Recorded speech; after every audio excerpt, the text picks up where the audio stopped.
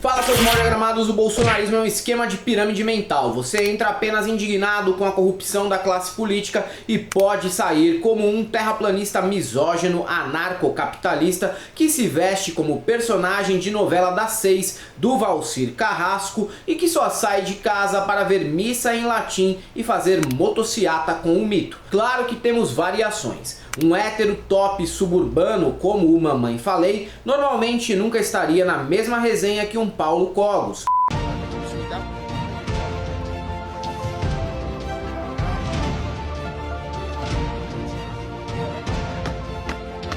Um príncipe surubeiro nunca daria moral para uma Ana Caroline Campanholo na balada, mas no meio desse gangbang ideológico, a questão das armas é algo que com certeza unifica o bolsonarismo de cabo a rabo. A questão da segurança pública é central na compreensão do que é o bolsonarismo. O papel de protagonismo dos militares e policiais em suas fileiras não é algo fortuito. Essa pauta é talvez a que mais unifica os Minions. O povo do agro precisa se armar com medo do MST. O libertinho urbano precisa se armar para se defender dos comunistas e dos leques que podem roubar o seu Nintendo Switch. O crente precisa se armar para ajudar Israel na luta contra o Hamas. O conservador católico precisa se armar para as cruzadas.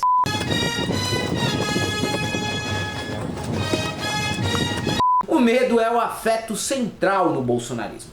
Quando ele se mistura com problemas na escola ou limitação cognitiva, vira ressentimento brabo. E daí só resta mesmo adotar qualquer ficção compensatória, seja virando Red Pill ou virando o aluno do Olavo de Carvalho. Talvez as armas sejam o grande objeto compensatório desse delírio coletivo. O gesto unificador da seita, afinal de contas, é a arminha, né? Por isso não surpreende que quem entrou no bolsonarismo para defender a liberdade e a família tenha acabado por apoiar o crime. Um relatório do Tribunal de Contas da União demonstrou que o Exército liberou armamentos para mais de 5.000 condenados por tráfico de drogas e outros crimes, como homicídio, durante o governo do mito. O uso de laranjas também foi detectado com casos até de aluguel de armas legalizadas para o crime organizado. Os efeitos no armamento da população pós-2018 são estarrecedores.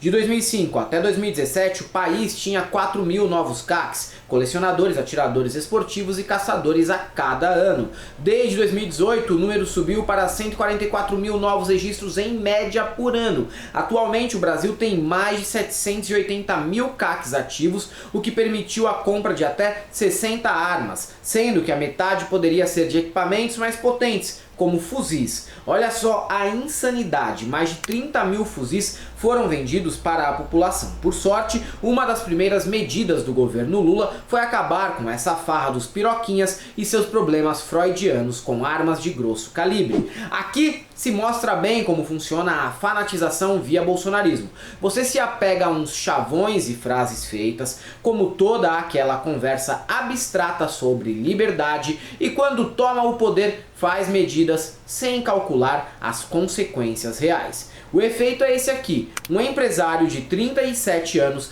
teve 11 armas roubadas após ter a casa invadida por criminosos. O cara foi até sequestrado. Pra quê? Um Zé Mané aleatório da Penha precisa de 6 fuzis, 4 pistolas, um revólver, mais de 5.000 cartuchos e um colete balístico. Para enfrentar o crime na Ticoatira, nem personagem da Marvel nos anos 90 precisava desse tanto de arma. Mas como chegamos a essa situação? Até 97, o porte ilegal de armas era considerado apenas como contravenção penal. Quem tem mais de 30 anos ainda lembra da lenda do 38 do papai, que ele guarda dentro de uma caixa de sapato em cima do guarda-roupa e que ninguém pode mexer, não é mesmo? Meu pai mesmo teve um 38 do Coringa que ele guardava numa luva de lavar carro dentro do criado mudo. Um dia minha mãe jogou o revólver no lixo como se fosse só mais uma embalagem usada. Em 20 de fevereiro de 97, o então presidente da República, FHC, sancionou a primeira lei que endureceu a posição oficial em relação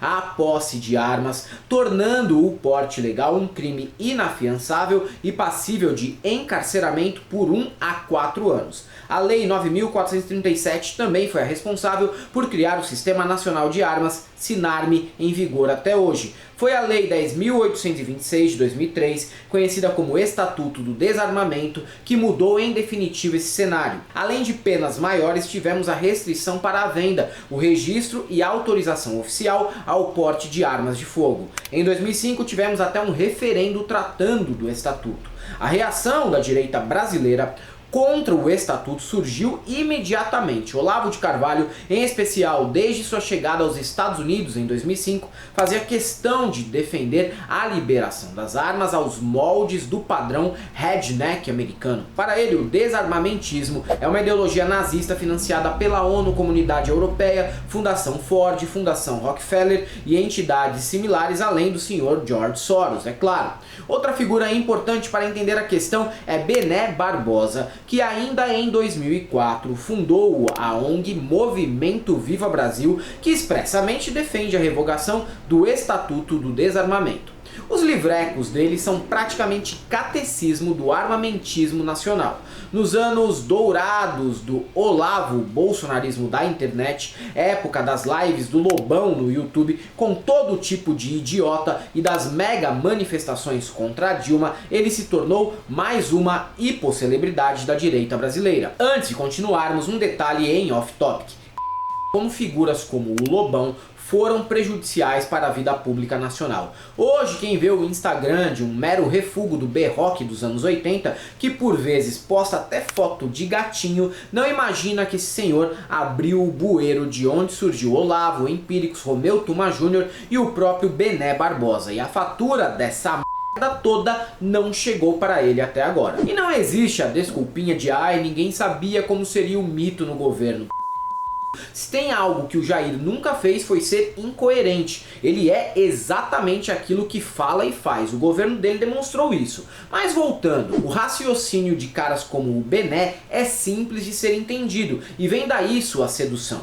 Quando a pessoa era flagrada portando uma arma antes do estatuto, era conduzida à delegacia de polícia, onde pagava uma multa e, se esta arma fosse devidamente registrada, no outro dia requeria a devolução da mesma. E naquela época havia menos crimes que atualmente, de acordo com eles. Eu nem vou dar uma de filósofo de internet e ficar dando aulinha de lógica para vocês, mas o sofisma aí é evidente. Quem acha que o crescimento brutal da violência na sociedade brasileira é consequência do Estatuto do Desarmamento é louco, burro ou está bem pago pela indústria de armas. A causa do surgimento do PCC, do Comando Vermelho, do Terceiro Comando e do Comando Norte e Nordeste é porque meu pai não vai mais trampar de motorista de busão levando um 38 na capanga. Para quem não sabe, capanga é isso aqui. Ou não vai bêbado para o churrasco de família para brigar sobre futebol com os cunhados com uma bereta embaixo do banco do Monza. É claro que foi por isso. Para eles, basta seguirmos o exemplo de alguns estados americanos que a violência vai diminuir como num passe de mágica. Fora os dados e gráficos tirados do eles adoram exemplos anedóticos, como a da cidadezinha de Kinissal, no estado norte-americano da Geórgia, que em 81 obrigou todo adulto com bons antecedentes a ter uma arma em seu poder ou em sua residência. O resultado teria sido uma redução de 80% na criminalidade local. Sim, amiguinho, compare um fenômeno de 45 anos atrás em uma cidade no rabo da Geórgia que em 2021 chegou a ter 30 mil habitantes com as cidades brasileiras. A Baixada Fluminense, o entorno do DF e a região metropolitana de Salvador são iguaizinhas a uma roça cheia de eleitor do Trump e comedor de carne temperada com suco de maçã e rapadura em pó.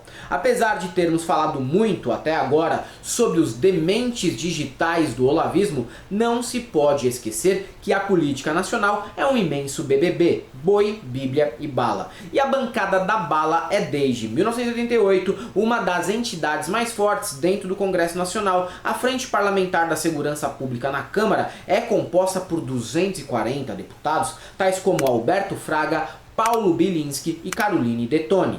No Senado, eles são um bloco enxuto, com 13 senadores armamentistas. Alguns deles receberam apoio direto do movimento pró-armas em suas campanhas eleitorais. Os nomes vocês já sabem: Flávio Rachadinha e Magno Malte, por exemplo. E apesar do governo Lula ter puxado o freio de mão da farra das armas, a bancada da bala não vai ficar quieta. Figuras como Heinz, Sanderson, Lana Del Rey prometem intensificar a luta contra o estatuto. Com Lula, a situação é a seguinte: pistolas 9mm, .40, .45 e armas longas e semi-automáticas voltam a ser de uso restrito das forças de segurança. Com Jair, um caçador poderia ter até 30 armas, incluindo 15 fuzis. Com Lula, são 6 armas e com autorização do IBAMA. Colecionador antes poderia ter 5 armas de cada modelo. Com Lula, se limitou a uma arma de cada modelo, tipo, marca, variante, calibre e procedência, vedadas as automáticas e as longas semi-automáticas.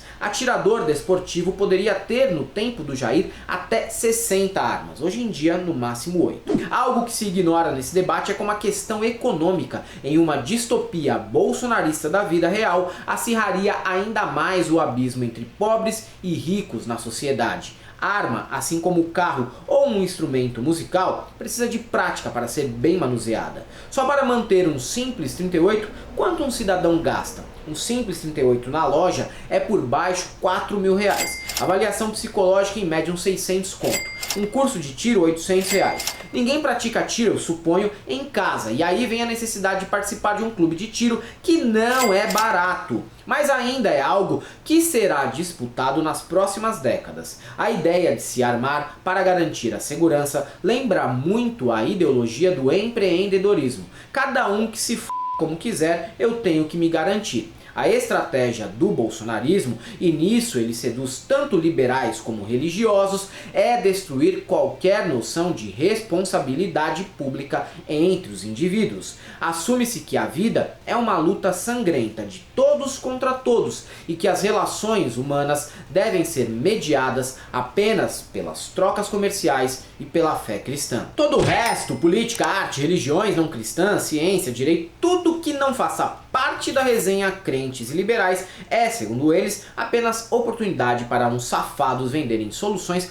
para problemas que eles inventaram. O vírus não existe, só serve para cientista ficar rico com a Big Pharma. A justiça só serve para perseguir patriota. A universidade só serve para manipular as mentes e o interesse público só existe para político corromper pobres empresários. Se vivemos nessa selva, melhor é andar de pistola Glock na cintura e empreender vendendo açaí com leite condensado ou virar coach de sucesso com os meus 3.000 seguidores e palestrar para a parede num simulacro de podcast na cozinha de casa. Se piorar muito, se o pastor no fim de semana vai me fazer chorar e gritar até eu me aliviar e voltar na segunda-feira para a máquina trituradora. E se Deus quiser, eu vou usar minha arma para me defender, assim como o mito fez em 1995. É isso aí, galera. Para quem gosta do nosso canal, nós temos nosso apoio, seja membro Pix e Conta Jurídica, caso vocês queiram, posso fazer uma colaboração para que a gente continue por aqui produzindo conteúdos para vocês. Além do YouTube, são presentes também no TikTok, no Instagram, no Twitter, no Facebook, sigam a gente por lá. Não deixem de conhecer nossas novas camisetas no site da El Cabriton, nosso curso no ICL, certo? Para todos aqueles que acham que armamento vai resolver todos os problemas da segurança pública no Brasil, só temos uma coisa para te dizer: não passarão.